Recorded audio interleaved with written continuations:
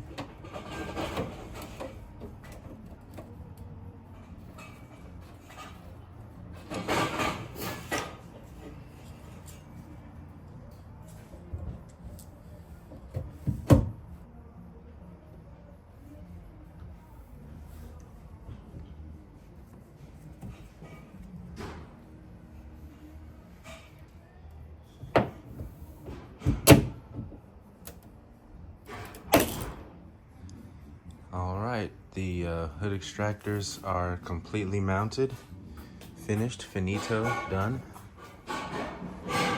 Got the rivets in there.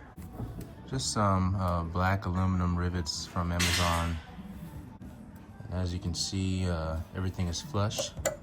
There's no movement in it at all. It is super rigid. Yeah, there's no flex. Hardly any flex in there. Obviously I can wiggle it, but it's not going anywhere. It's so rigid. Okay, there's a side view, side profile. And as we move to the front, that's what they look like. And I'm tripping over power tools. So I think those came out good. And that's gonna help us out a lot in making some downforce, because if we want to be competitive, this class is exactly that. It's a very competitive class. So We literally need all we can get. All right.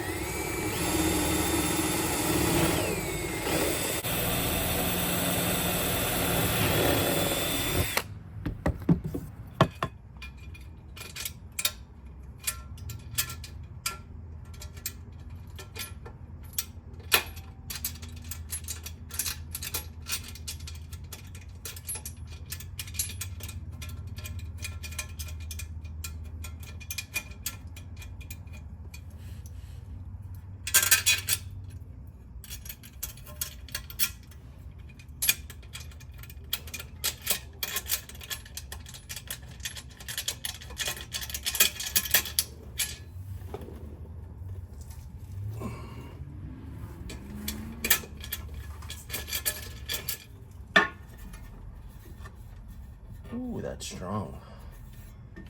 That is really strong.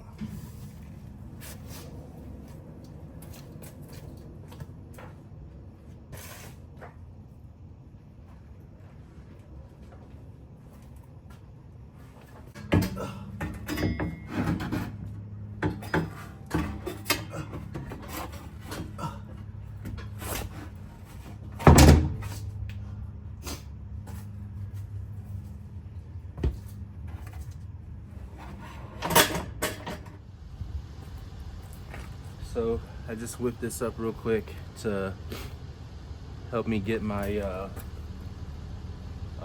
leading edge. So the tip of the marker is like just barely protruding on the bottom here, and just threw some screws in there, self tappers, and I'm just gonna run it along the bumper and try to get our measurement at least.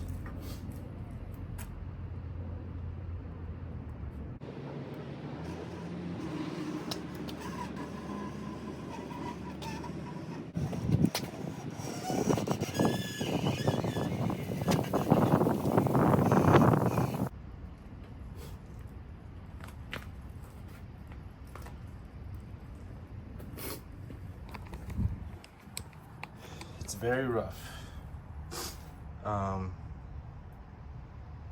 But the issue I'm facing is I'm trying to keep the shape of the split of the air dam, but also stay within the rules. So finding that a bit difficult to do right now.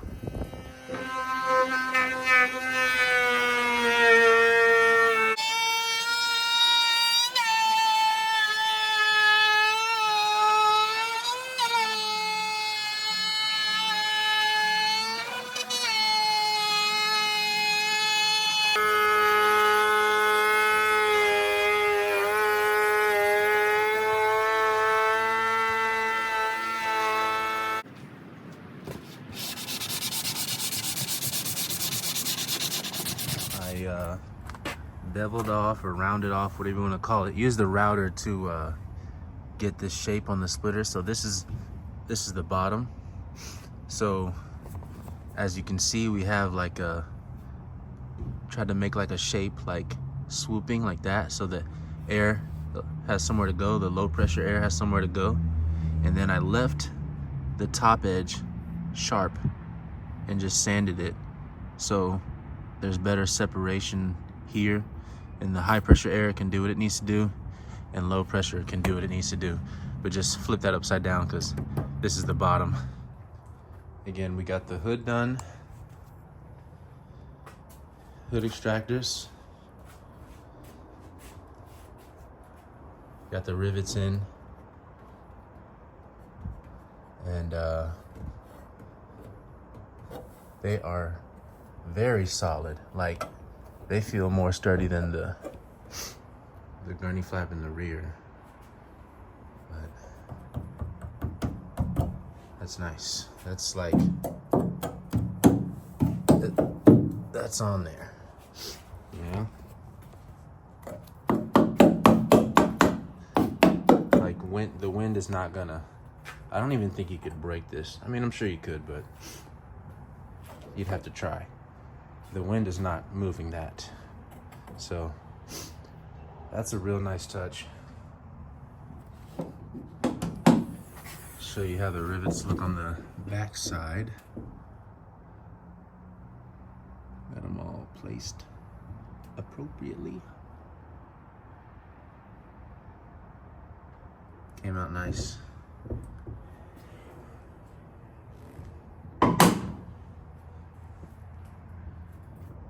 Alright, so here's our splitter mounted. Before I forget, I want to show you, we're still going to have to do some adjusting on this splitter angle, but I don't want to do it today. So at attack, you know, the wind's going to push it and it's going to push down. The splitter's going to sit like that. So what I'm going to do is lower these mounts, or drill another hole so that I can lower these mounts, or drill another hole so that I can lower them. Just one hole, and I think that'll take care of that. So